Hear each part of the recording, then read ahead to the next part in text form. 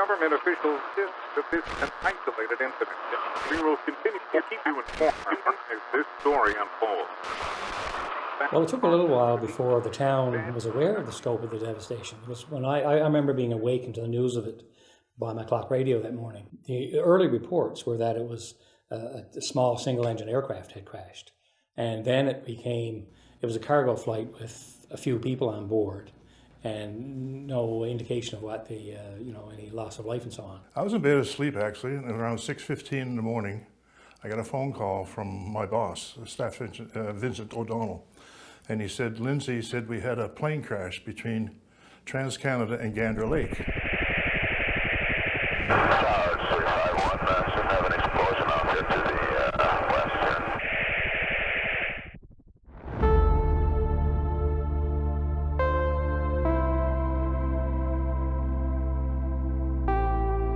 I was on my days off and I received a phone call because there was an issue going on at the airport. So I thought it was probably in-flight emergency, but nothing like I was to find out later on. And ultimately, it was a larger aircraft with 256 people on board and no known survivors. It went from a single-engine aircraft to 256 souls lost in minutes on the radio as you're waking up. The day that I found out, I knew he was coming home. We just heard that there was an airplane crash. I didn't realize he was coming home that day, so I didn't really equate the two. At that time, we didn't really even know that everybody had been killed on the plane. We just knew it had crashed. There's no cell phones, there's no social media, there's no bang, bang, bang on the phone or on the TV and all this kind of stuff. It just, there's a plane down in Gander. For the first few hours, that was the extent of it. I have friends, cousins and friends who drove to work and saw the flames, but they had no way to call home. They had no cell phones. They were working. And when they came home, boy, did you hear what happened in Gander? So that's how it went for me. But of course, I remember the day, same as everybody else do. We heard about it on the news. Well, we kept calling, so I kept calling around, calling the base, and they said, no, we wouldn't know if it was our plane. They didn't know anything, where it was coming from, where it was headed to. And then we finally found out it was headed to Fort Campbell from overseas. And they said Newfoundland. And I said, I just talked to Mike. I had just talked to Mike for like 7 minutes. And he says, I got to go. I don't want to miss my plane. And the town itself was, didn't take long. It's a small town. The news spreads fairly quickly. And it didn't take long for the town to be invaded with media and U.S. military and so on. It was a different few days for sure, right?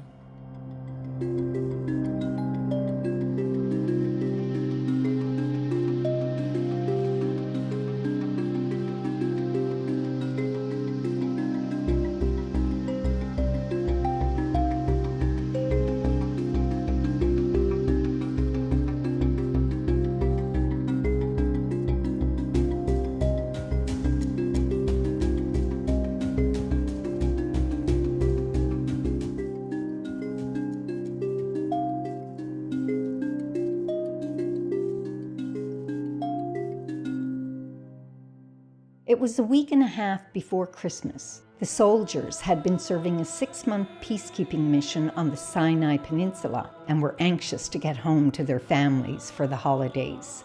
Many bought souvenirs at the airport gift shop and made quick calls home on the terminal's payphones as their DC-8 jetliner refueled. When the flight took off, there was little snow on the ground, and they knew they'd be home in just a few hours. I was an Arabic linguist with the 311th MI Battalion, and I was attached to the Sinai Task Force. So the majority of the people I did not know prior to going over there, but I went over there with 3 of my best friends, Abraham Karachi, Kevin Ganser, and Peter Schremp. When it came for the time for the crash, I processed the passports and I handed out 249 passports, and one gentleman lost his in Cairo, and he's the only one still alive today. And so the next day I'm walking across the parking lot and they say, Ray, do you have the manifest for the plane? And I say, yeah, I still have it in my pocket. And they said, well, the plane went down. So that's just when all the pain and heartache went through. So we were the last ones to leave Fort Campbell and deploy, last one to go boots on the ground.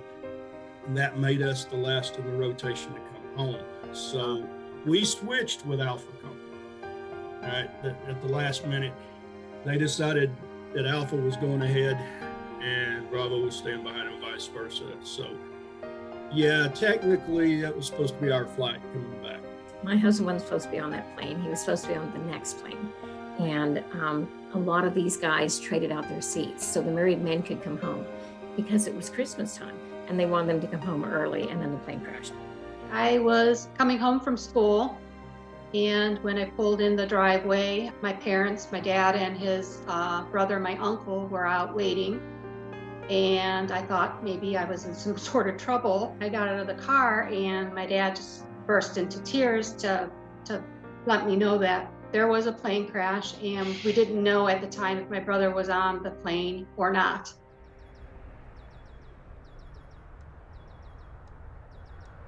You're an airport town. You do anticipate crashes. There's no doubt about that. That's part of the nature of airports.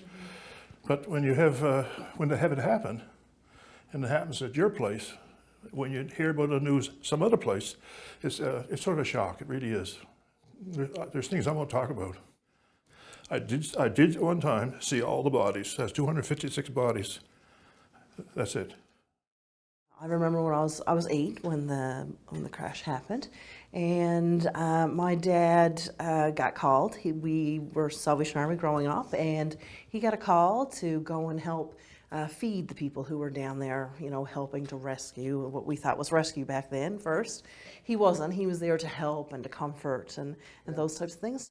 I think it takes a while for that to sink in because, you know, how often does that happen? That 256 people die on your doorstep, right? So, and I mean, I remember, I guess it was the following week, the front page story on Time magazine featured a photograph from, you know, the section of road that I've walked many times going down to the lake, because where this crash happened, there was a road heading to the lake already there. It just made it easy for first responders to get there. Unfortunately, there wasn't much benefit to it because all souls were lost. But I remember seeing that photo on the front page of Time magazine, I believe it was, and it was the burning undercarriage of the aircraft sitting in the middle of this road, and realizing that was right next door to, I mean, a couple of 3 or 4 kilometers from where I slept that happened, right? And it was sort of, you know, gives you a bit of a jar.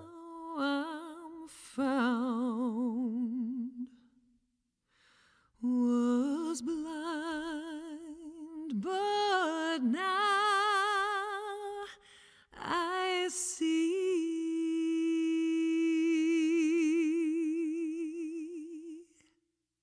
'Twas grace that taught my heart to fear, and grace my fears relieved.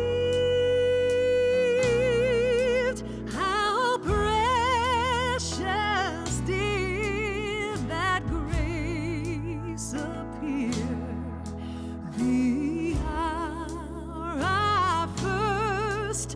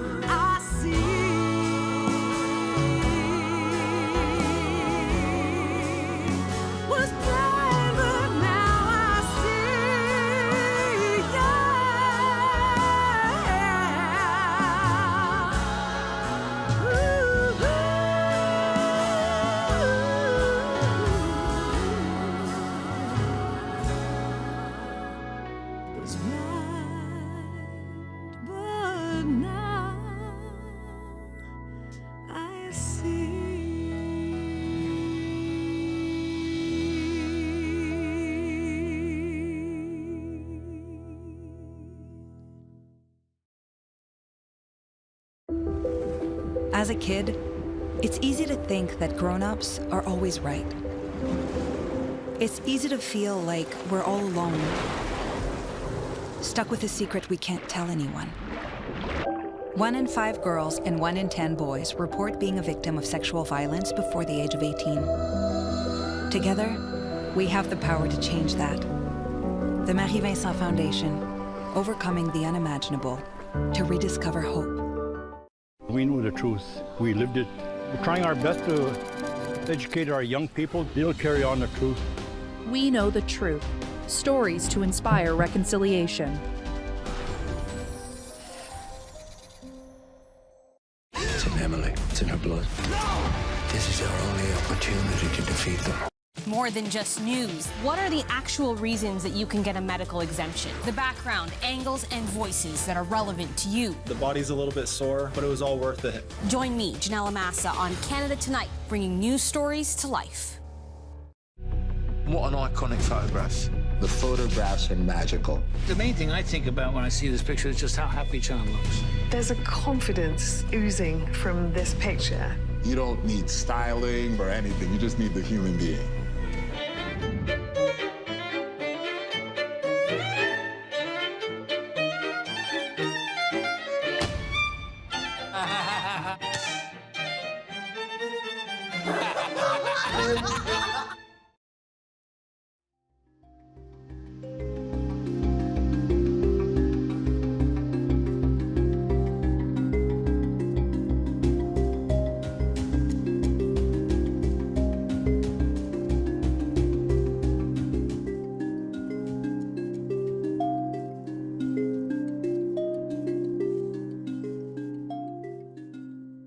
I proceeded to the military police detachment, which was about a 10-minute drive from my house in Gander.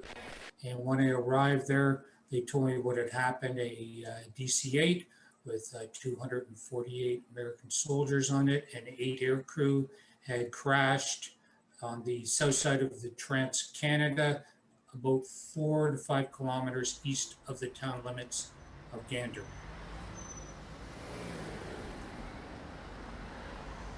And then you start thinking about the exponential nature of these things and how many people are impacted by those souls that were lost there and so on, right? And how desperate they must have been. I mean, and just the circumstances, you know, these are people on their way home for Christmas. And as a reminder of the, I think of the sacrifices of military service and so on that don't always happen on the battlefield and don't always result in death. You know, the fact that these people were away from families and so on for extended periods of time is one thing. And then, you know, the joy, I guess, their families had that they were actually going to see their family members for Christmas. And then the devastation of, you know, that close to home. I was getting ready whenever we heard the news because Mike was actually supposed to come home the 18th instead of the 12th. And evidently some of the other soldiers got together and I guess they freed up some seats to get some soldiers home sooner. And they chose Mike as one because his son Michael was born a week after he left. So they were trying to get him home. The lady that came to pick me up to take me onto the site to meet them, she knocked on my door. When I opened it, she was like, "Have you been listening to the news?" And I'm like, "No." And she's like, "Have you heard anything?" And I said, "No." And I didn't know what she was talking about. And she just said it straight out. She said, "The plane crashed." The biggest heartache ever happened that day. I don't think we ever really truly recovered from all that. I know my parents didn't, and it's just like a piece of our family is gone. The loss of those 256 souls will be felt for generations in their families, amongst their friends, and military colleagues. The impact of the accident has been especially hard on those soldiers who served alongside the deceased in the Sinai. Back then, the Army didn't know about PTSD or all this good kind of stuff, and they just let these guys go. And a lot of them were alcoholics, or they're on drugs. I know of 11 that committed suicide before we could reach out to them, you know, and that's just something that breaks your heart. Even 35 years later, some of these guys have some terrible wounds. And it's something that we just have to help them to deal with. You know, I got a text from a guy just the other day that's like, he was in the same company, he was in Bravo company with me, and he's like, dude, I'm done. You know, he said, I got dumped, I'm selling the house, you know, and he's crushed. And I know what it's all about because he tells me other things too, you know. So he's been struggling for 35 years, but you can't reel him in, you know. Amy Gallo lost her husband, Sergeant Richard Nichols, on Arrow Air Flight 1285. To help her deal with her own grief, she started a program to help others that were affected by the tragedy. Well, we had the Persian Gulf War in the early 90s. Fort Campbell came to me and said, we have 2 fatalities, and would you come and talk to these widows? You're a widow. And that's how everything kind of started. So I did, and they kept coming back. And so I got a couple of the other Gander widows to help out and just go in and sit down and say, I'm a widow too, and I can help you. When I became a widow, there were so many of us. I couldn't have any support from my friends, and I couldn't support my friends because we were all widows. But what we started there started the care programs for the military. They took what we were doing and incorporated into what they call a care program, where they train spouses to go in to where, when there's a widow, and to help her out. And we go in and talk to these spouses and say, these are things you can't say, these are how you handle things, these are how you do this. And so that grew from Gander, and that's probably where I started. That program has since grown and expanded across the U.S. military and has helped thousands of family members and soldiers who have lost loved ones during military service. A lot of the first sergeants will call me and say, I've got 5 or 6 soldiers that need a little home time, and I do what I call Strike Saturday. And the second Saturday of every month, I have 10 soldiers come to my house, and we cook dinner together, we make cookies, we watch a movie, we just do whatever, and they get time to be in a home. And so I get to meet a lot of these younger soldiers, and they're so cool with me. And then they're like, well, is your son here? And I'm like, no, my son's out. I'm a widow. And they immediately, man, we are so sorry for your loss. Is there anything we can do for you? And I'm like, it's been 35 years, guys, I'm good. And then they realize I'm a Gander widow. And they want to know about it. They want to hear about it. They want to understand that history. And, you know, so the first sergeants look out for those soldiers that might be getting a little, and once they get to be in a home, get to know some people, get to do some just stuff in Clarksville where they feel more grounded, you know, then they do much better as a soldier. So that's been something that's been pretty cool for the veterans also. Whenever we have veterans come in, I arrange to have a bunch of the younger soldiers come and meet up with them. And then I just leave, because they don't need me there. And it's kind of really eye-opening, because you just don't expect that from this generation, you know, but, well, they're soldiers. There was a lady and her daughter come up, and they wanted to interview some of the people who had been involved. They got a hold of me. It was her brother, the lady's brother was a captain in the Army. He got killed. And so, as it turned out, I had some small pieces of airplane of the residue. So I actually gave her some, because she wanted to give them back to some of the people in Kentucky where were friends of hers who had family missing on that flight. So I had no problem giving them. And there was on one occasion when I was down at the crash site that there was an elderly man and lady there, and I asked the man, I said, do you have a person? And he said no. He said, actually my sister here, she had lost a son there. And I said, I don't like to ask her personally myself, but would you ask her, would she like a little piece of that plane? And he asked her, and yes, she said yes. So as it turned out, what I gave her was a wooden base with a seat buckle on it. And you could see where it had been in fire because it was all burnt. And I mounted that on a base and put a plaque on it. So that's the part of the aircraft that was melted. Embedded in is some wood and a couple of sticks, which is amazing when you can figure out how hot this would be. There's even like an acorn in, not an acorn, but a pine cone or a spruce cone in there too. The 35th helped me a lot, and the lead up to that. And I think now that because of the closure that I got meeting Amy and just kind of being welcomed in open arm, literally, you know, personally on my level, and some other guys I talked to. That took us a long way down the road towards healing. I think I got a good bit of closure there, meeting Amy and actually feeling like one of the family again.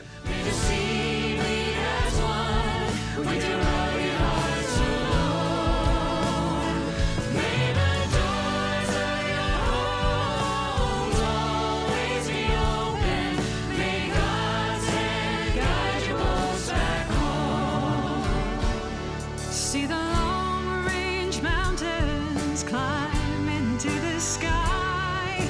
The Humber River flowing dark and free. Oh, those daisies growing wild on the Bombay Hill.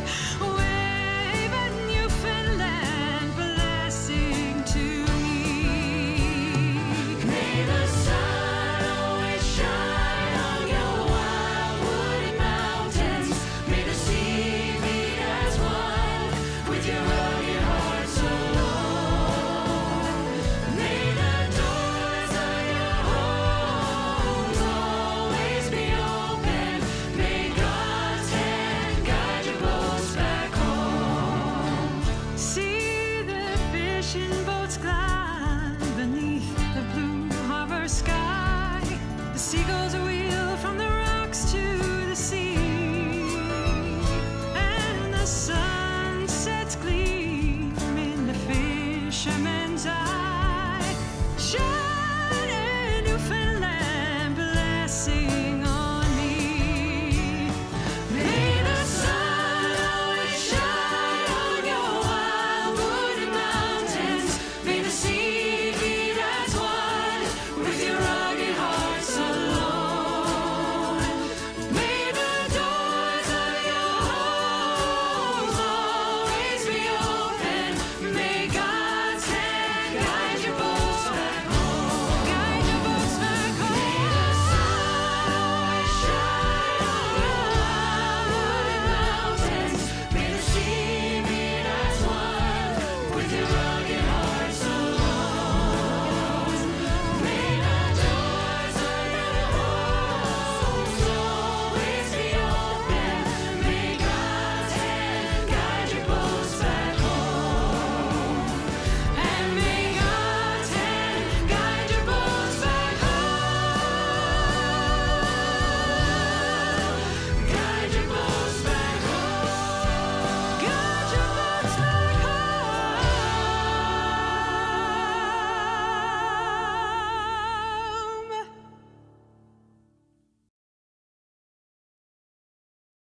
This is the first day of a new age.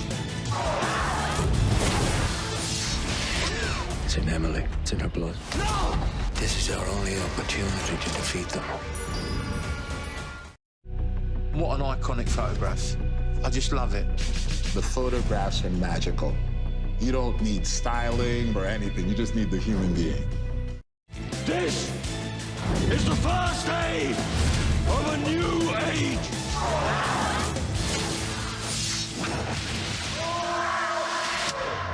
Excited, raring to go. Everybody's going to die. Maybe it's better if everyone just stays away from me. They're going to wipe us out. It's in Emily. It's in her blood. No! This is our only opportunity to defeat them.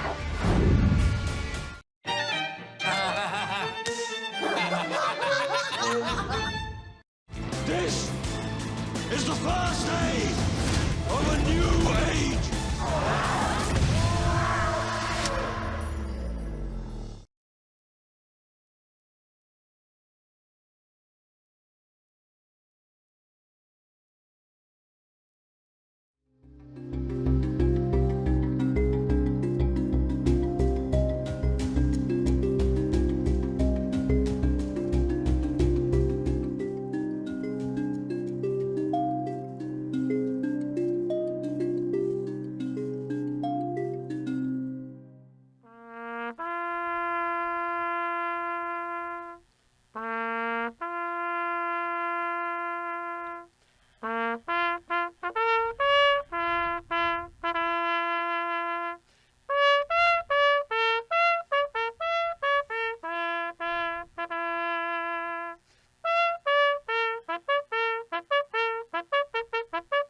On this day, 35 years ago, the hopes and dreams of 8 crew members and 248 soldiers were lost when Arrow Air Flight 1285 crashed here in Gander, Newfoundland, Canada. Soldiers on board were members of the 101st Airborne Division of the U.S. military, otherwise known as the Screaming Eagles. They were on the final leg of their journey back to their home base in Fort Campbell, Kentucky, having served a 6-month peacekeeping mission in the Sinai Peninsula.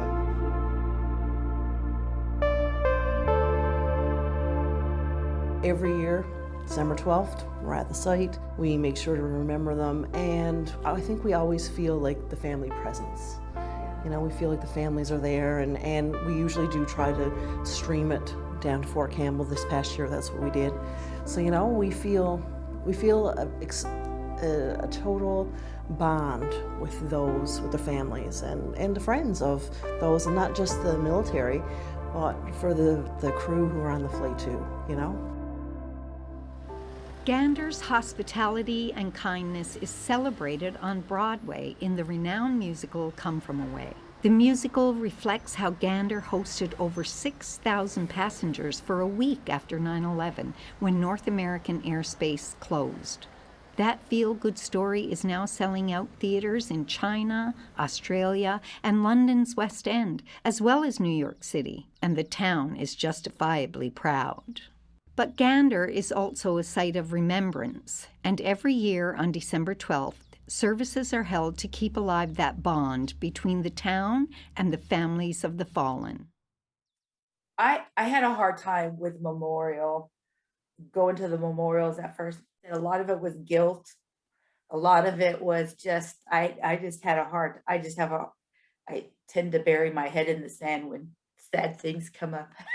I eventually went to the memorial, and it was so cleansing. It was so emotional. The biggest one we first went to was the 25th anniversary, and Mom and I just kind of said, you know, we just felt like we needed to go for some reason. You don't really know what to expect. For us, especially only having 2 members of Bravo Company there on the plane, you know, you kind of expect that most people that are there are going to be for one of the other companies. Are we going to run into anybody who even knows, you know, about my dad or not? So of all things, we're just standing in line, and she happened to be talking to the person in front of us, and she said, you know, my husband is Michael Brar, and he was from Bravo Company. And the person immediately behind us, out of nowhere, just says, Tina?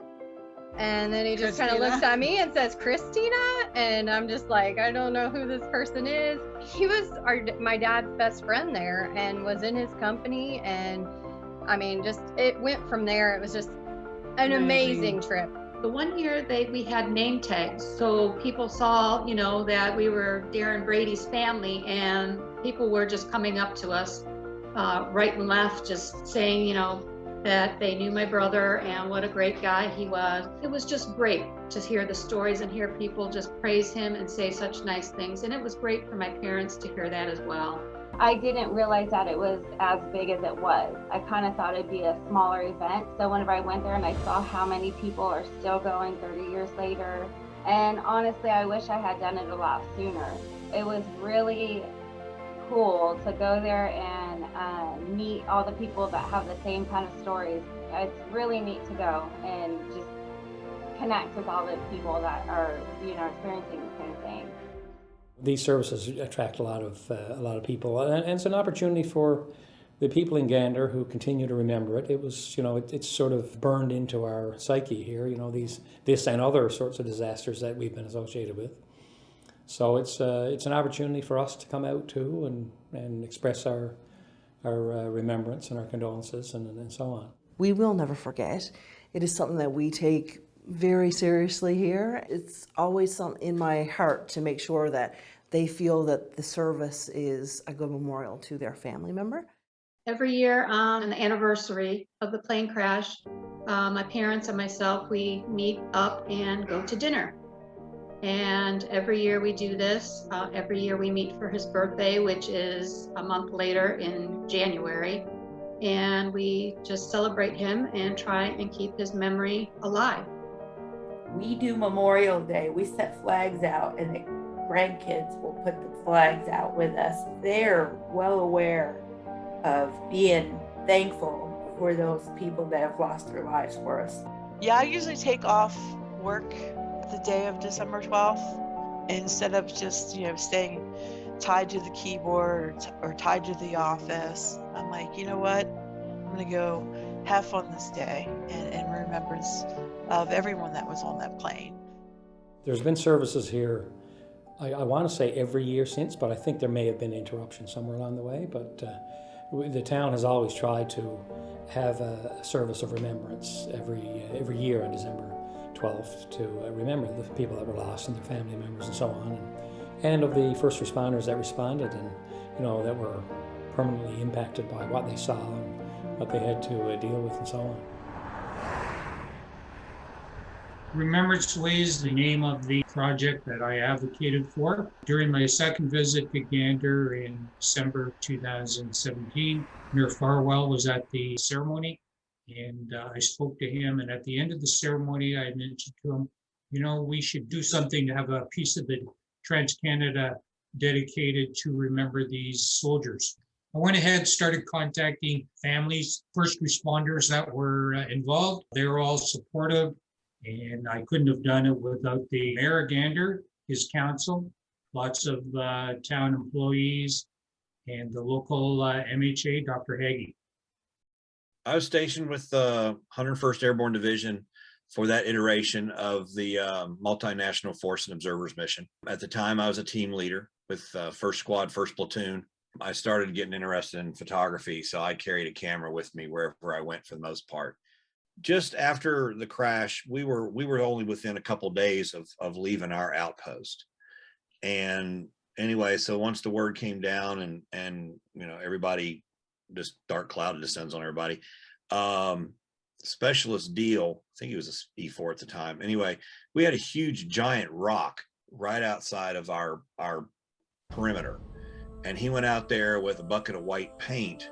He did his version of a remembrance or a memorial for the guys. Before we left, everybody went up and we did a photo.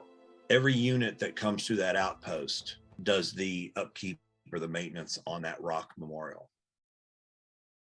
The Silent Witness Memorial is built on the crash site of Arrow Air Flight 1285, just above Gander Lake, nestled in the trees at the end of the runway. It's a solemn place with a sculpture and the names of all the victims of the accident. I talked to hundreds of Americans, and there's a couple that stand out like there is with everything else. And one was a lady from Athens, Texas. She had never been to Newfoundland, so she went down at the site.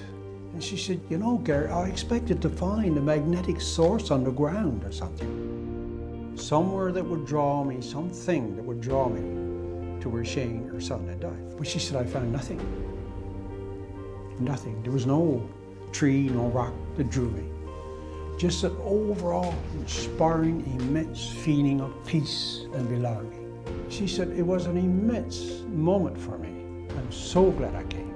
I didn't have to be drawn into one particular spot. The whole area with that beautiful blue lake and all those trees in the fall coming out, and this feeling that you were loved here. And the flowers that were laid by strangers, and the people that I had met. I had never experienced such a thing in my lifetime. All of this because my son had died. And here I was, joyful of the site where he had spent his last minutes. We knew the truth. We lived it. We're trying our best to educate our young people. They'll carry on the truth. We know the truth. Stories to inspire reconciliation.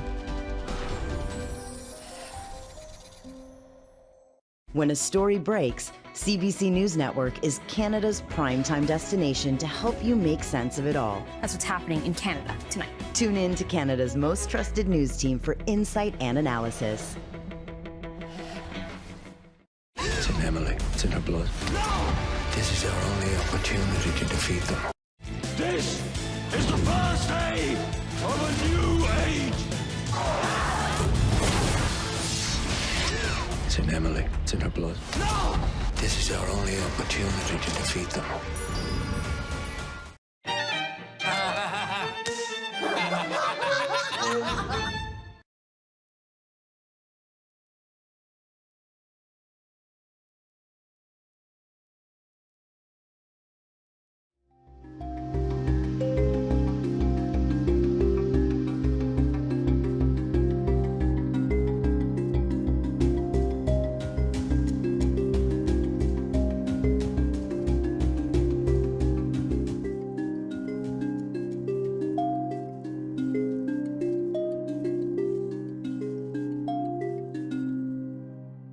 The trees at the Silent Witness Memorial in Gander share roots with a forest of 256 sugar maples at Task Force 3 502nd Memorial Park at Fort Campbell in Kentucky. The trees act as a living memorial to the fallen, a project which was spearheaded by then teenager Janice Nickel, who wanted to do something to help the families of Aero Air Flight 1285. It was 1985, it was right before Christmas, and I was busy with typical teen things. I was a 15-year-old, almost 16. I was playing basketball and cheerleading and had a boyfriend and not really preoccupied with the news of the day.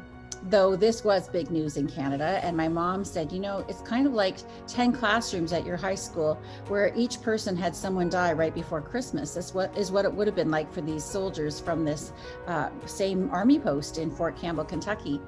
And I said, oh, that really personalized it for me. And I said, Mom, what are Canadians doing about it? And she said, I don't know. So here I am thinking I'm 15, almost 16. I don't know what to do. I just wrote a letter to the Toronto Star newspaper and said I'd like to donate my babysitting money to plant trees as a living memorial for these soldiers. And I kind of said, okay, God, I'm a kid, I'm a teenager. I don't really know what this is going to do. But the news wires picked it up and they said, that's pretty special. It was really seen as a big deal that a young person at the time was doing something like this. And all I did was write a letter, and I let other people do the other parts of it. But Sheridan Nurseries in Mississauga at the time said they'd like to donate the trees. And so we had 256 Canadian sugar maple trees ready to be donated somewhere, but we didn't know where. And so this man who had planted trees on Mount St. Helens after it erupted, he's in Oregon, he said, you know what, I'd like to help you. And so he helped us connect with Fort Campbell. And they said, we would like to donate an acre of it's one of the largest army posts in America. And so 9 months later, we ended up in Fort Campbell, Kentucky, and I was able to speak before about 1,000 soldiers and family members to dedicate this forest of Canadian maple trees. And it was a special gift. It felt like it was, I felt like it was such a privilege to represent Canada doing something special for our neighbors to the south. Hello, my name is Major General Brian Winsky, and I have the honor of commanding the 101st Airborne Division Air Assault in Fort Campbell, Kentucky. To the people of Gander, our shared history means so much to the Screaming Eagle Division and to me personally. Every year following that tragic day in December, members of the division have held a ceremony at our Gander Memorial honoring those who lost their lives in defense of our nation, and were humbled by Gander's own Silent Witness Memorial at the crash site and the monument you erected at Heritage Memorial Park. We're also honored by the recent renaming of a stretch of your highway to Remembrance Way. Our shared grief has given way to shared remembrance, but perhaps there's no more fitting tribute to those we lost than a living monument. And last year, we rededicated our memorial at its new location behind me, and we continue to be moved by the inspiration of Canada's own Janice Nickel's vision of maple trees, which, rather than grow old with age, bloom each year anew. As we look back together on this tragedy, we're bound together by their memory, and we will always cherish our bittersweet connection with the people of Gander, Newfoundland. Thank you. I know the memories of those we lost will live on in our continued support and our relationship. Screaming Eagles, Air Assault. When I went down for the 30th anniversary, I'd been invited to speak at that one, but it was there that I learned that the trees themselves had started to be intertwined on roots. And so they were going to have to figure out, do we just cut them all down and that's the end of this, and make benches out of this, and that's it? But one of the moms, the widows, Amy Gallo, had helped to have a vision for what was going to happen ahead of time, and they ended up planting 5 acres of Canadian sugar maple trees. So I went down with my husband and we dedicated a new forest of Canadian, I don't know if they were Canadian, but maple trees in honor of each soldier and crew member who passed away. And this was just a year and a half ago. It was amazing. The first forest of Canadian sugar maples planted in 1986 at Fort Campbell grew and thrived. But due to the trees being planted too close together, they slowly started to die.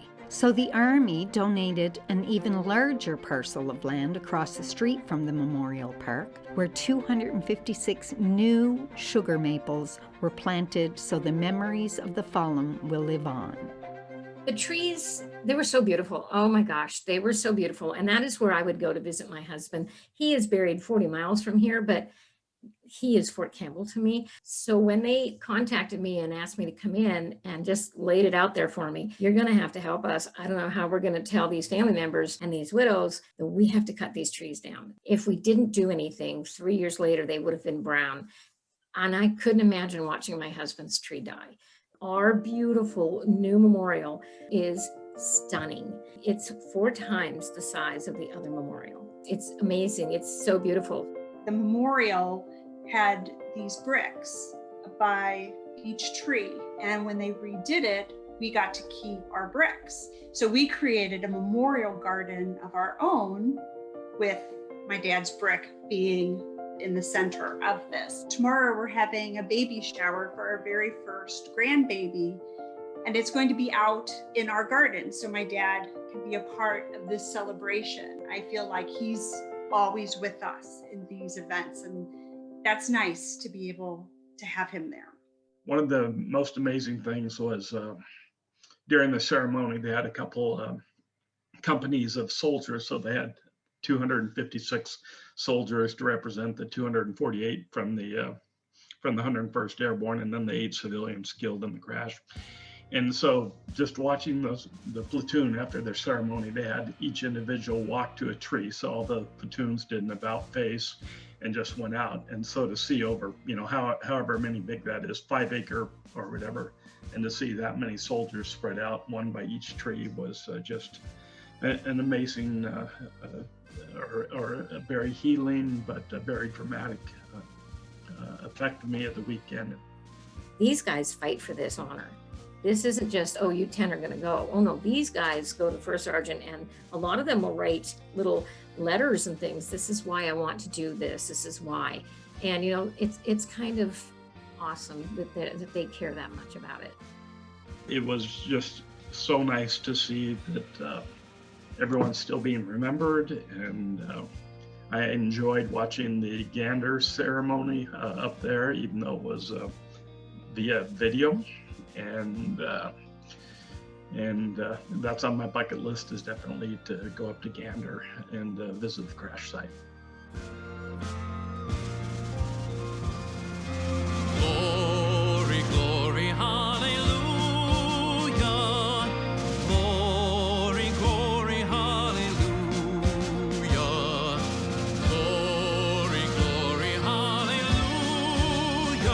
His truth is marching on.